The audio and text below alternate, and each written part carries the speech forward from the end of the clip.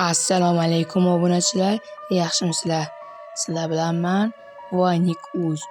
Bu videoda men Minecraft serial mavzusidan uzoqlashib, Minecraft aslida yosh bolalar uchun to'g'ri keladimi yoki to'g'ri kelmaydimi, shuni aniqlashtirib olamiz.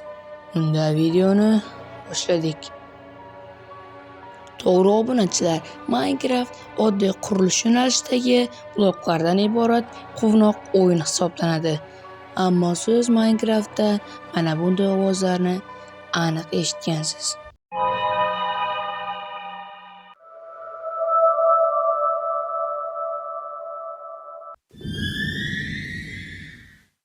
Obunachilar, bunday ovozni qaysi joyda eshitgan bo'lsangiz, kommentariyaga yozib qoldiring.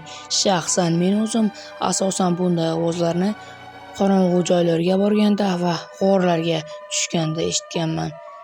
Biz g'orlarga tushganda va qorong'u joylarga borganda ana o'shanaqa qo'rqinchli ovozlarni qaysi mavjudot chiqarishini aniq bilmaymiz, lekin taxmin qilamiz. Ba'zilar buni Herobrine deydi, ba'zilar Entity 303, ba'zilar esa Null deb o'ylaydi.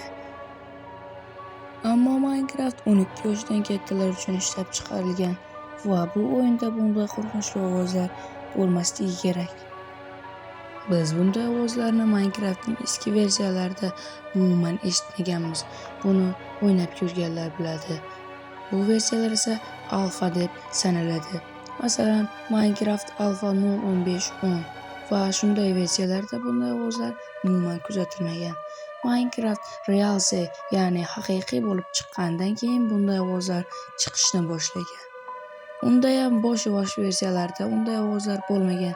Minecraft Pocket Edition 1.2 va 1.3 versiyalardan boshlab shunday ovozlar judayam avjga olgan va judayam ko'payib ketgan.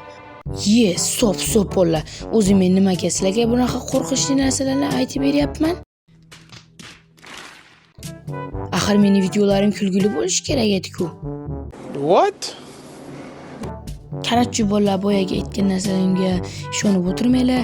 Hazillashib aytgandim. Minecraftni bemalol bosib o'ynayveringlar, unaqa narsalar yo'q bolalar. Endi bo'lsa, sizlarni ham kuldirib, ham qo'rqitganim uchun videoga like bosib, kanalga obuna bo'lib, kommentariyaga bo'lsa video qanaqa chiqqanligi haqida yozib ketinglar. Mayli, unda keyingi videolarda ko'rishguncha, xayr.